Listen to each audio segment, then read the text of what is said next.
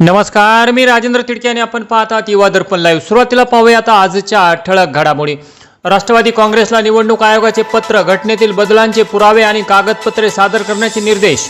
धनंजय मुंडेंच्या विधानावर मनोज जरांगेंची टीका, म्हणाले उशिरा शहाणपण आलं, आता मराठ्यांच्या नादी लागू नका आणि गुन्हेगारांची साथ सोडा। AI वाईट नाही पण विचारशून्य होऊ नका, तुकाराम मुंडेंचा तरुणांना सल्ला, म्हणाले सोशल मीडियावर दिसते म्हणून प्रत्येक रील खरी नसते आणि जातनिहाय जनगणना झालीच पाहिजे, ओबीसींच्या हक्कासाठी सरकारला झुकवल्याशिवाय थांबणार नाही, विजय वडेट्टीवार। आणि आता बातमीपत्र बीड जिल्ह्याचं आणि राज्यातील इतर घडामोडींचं सविस्तर। गेवराई तालुक्यातील मानसिंग तांडा येथील एका सराईत दुचाकी चोराला बीड LCB पथकाने जेरबंद करत त्याच्याकडून 2,60,000 रुपये किमतीच्या 5 दुचाकी जप्त करण्यात आल्या असून 4 चोरीचे गुन्हे उघडकीस आले आहेत। बीड LCBचे पथक रविवार दिनांक 2 ऑगस्ट रोजी गेवराई उपविभागात चोरीच्या दुचाकींचा शोध घेत असताना जातेगाव रोड परिसरात एक चोरीची दुचाकी विक्रीसाठी आणल्याची खात्रीलायक माहिती मिळाल्यावरून पोलिसांनी सापळा रचून मच्छिंद्र बबन राठोड राहणार मानसिंग तांडा तालुका गेवराई याला ताब्यात घेतले। त्याच्याकडे असलेल्या दुचाकीची कागदपत्रे विचारल्यानंतर त्याने ती चोरीची असल्याची कबुली दिली। अधिक चौकशीत आणि आणखी 4 चोरीच्या दुचाकी लपवून ठेवल्याची माहिती दिली। त्यानुसार पोलिसांनी एकूण 5 दुचाकी जप्त केल्या असून गेवराई, चकलांबा तसेच छत्रपती संभाजीनगर जिल्ह्यातील चिकलठाणा पोलीस ठाण्यात दाखल असलेले 4 गुन्हे उघड झाले।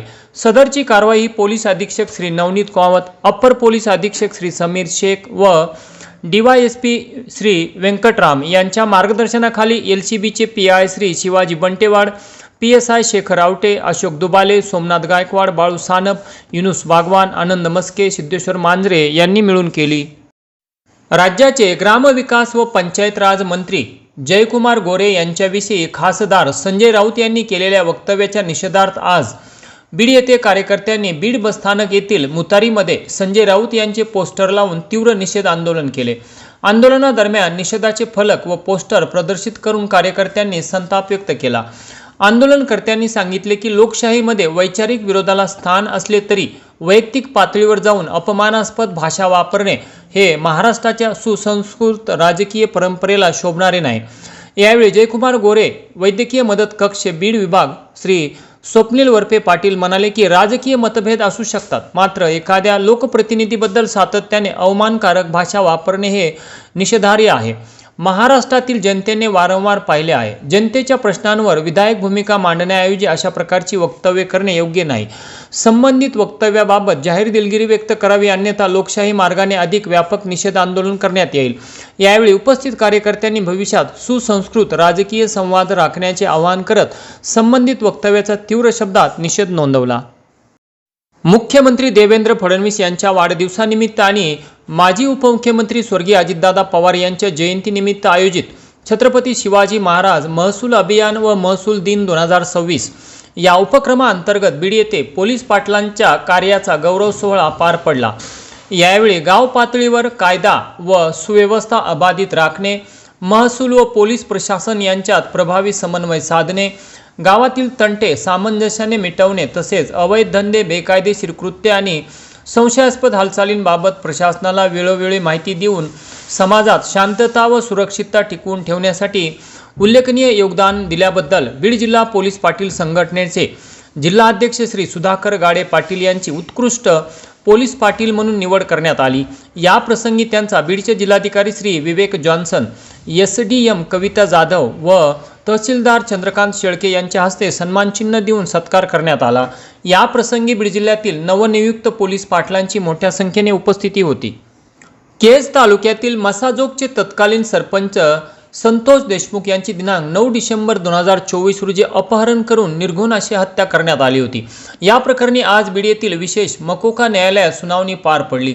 या सुनावणी दरम्यान आरोपी महेश केदार याच्या जामीन अर्जावर युक्तिवाद करण्यासाठी आरोपीच्या वकिलांनी वेळ मागितला असून न्यायालयाने या प्रकरणाची पुढील सुनावणी आता बुधवार दिनांक 5 ऑगस्ट रोजी ठेवण्यात आली आहे। बीड येथील विशेष मकोका न्यायालयात आज सरपंच स्वर्गीय संतोष देशमुख हत्या प्रकरणाची सुनावणी होती।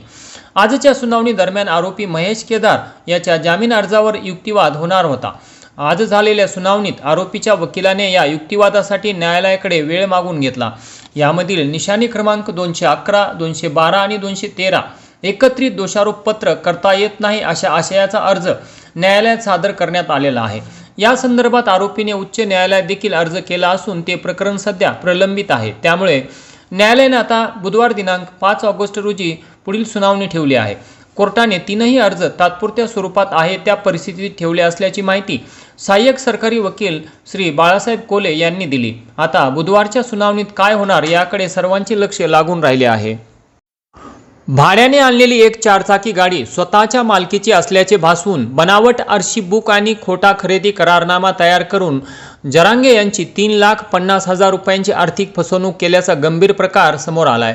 वरंगळवाडी येथील जिल्हा परिषद शाळेत कार्यरत असलेले 46 वर्षीय शिक्षक श्री शिवाजी सदाशिव जरांगे राहणार मातोरी तालुका शिरूर कासार यांची ओळख अपघाताच्या प्रसंगी मदत करताना सौरभ राम साबळे राहणार कवडगाव साबळा जिल्हा बीड याच्याशी झाली होती। जरांगे नवीन गाडी घेणार असल्याचे कळताच सौरभ याने त्याला कमी चाललेली ब्रेझा कार विकण्याचे आमिष दाखवले। त्यानंतर आरोपी प्रणव प्रवीण शिंदे राहणार यशवंत नगर मोरेवाडी तालुका अंबाजोगाई याला मूळ मालक उत्तम डोम असल्याचे भासवून बनावट आरसी बुक व करारनामा दाखवून 7,50,000 व्यवहार ठरला आणि टप्प्याटप्प्याने जरांगे यांच्याकडून 3,50,000 रुपये उकळले। दरम्यान गाडीचे खरे मालक GPS ट्रॅकरच्या आधारे त्या ठिकाणी पोहोचले असता गाडी झूम कार वरून भाड्याने घेतली असल्याचे स्पष्ट झाले। फसवणूक झाल्याचे लक्षात येताच शिक्षक जरांगे यांनी पोलिसात तक्रार दाखल केली। आरोपी सौरभ साबळे व प्रणव शिंदे यांच्यावर चकलांबा पोलीस ठाण्यात गुन्हा नोंद करण्यात आला असून पुढील तपास PSI गणेश कराडकर हे करत आहेत। बीड तालुक्यातील नाथापूर येथील नाथ हायस्कूलचे मुख्याध्यापक श्री साळवे केवी यांचा सेवापूर्ती कार्यक्रम संपन्न झाला। या कार्यक्रमाचे अध्यक्ष श्री माजी जिल्हा परिषद गटनेते श्री मदनरावजी चव्हाण हे होते। प्रथम प्राध्यापक रोडे सर, श्री बागल सर, मुख्याध्यापक मगर सर, श्री जाधव सर, मुख्याध्यापक तालखेड यांनी साळवे सर यांना शुभेच्छापर मनोगत व्यक्त केले, तर शाळेतर्फे प्रधान भाऊसाहेब यांनी शुभेच्छा दिल्या।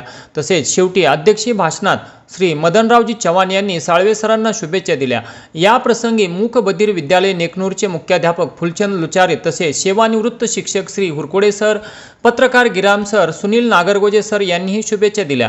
या प्रसंगी नाथ ज्युनियर कॉलेजचे प्राचार्य गोविंद चव्हाण व सर्व प्राध्यापक तसेच साईनाथ मतिमंद विद्यालयातील सर्व कर्मचारी यांची उपस्थिती होती। तर या कार्यक्रमाचे प्रस्ताविक शिंदे रामेश्वर सर यांनी, सूत्रसंचालन श्री तांबे सर यांनी, तर आभार प्रदर्शन श्री शिंदे सर यांनी केले। या कार्यक्रमासाठी माजी जिल्हा परिषद सदस्य डॉक्टर खळगे, बौद्ध महासभा अध्यक्ष श्री निकाळजे, प्राध्यापक बागुल सर, तुरुकमारे फौजी व प्रतिष्ठित नागरिक बहुसंख्येने उपस्थित होते। आणि याचबरोबर आजचं बातमीपत्र संपलं। उद्या पुन्हा भेटू काही नव्या आणि ताज्या घडामोडींसह। तोपर्यंत पाहत राहा युवा दर्पण लाईव्ह चॅनल, लाईक करा, सबस्क्राईब करा आणि व्हिडिओ आवडल्यास नक्की शेअर करा ही नम्र विनंती। तोपर्यंत नमस्कार।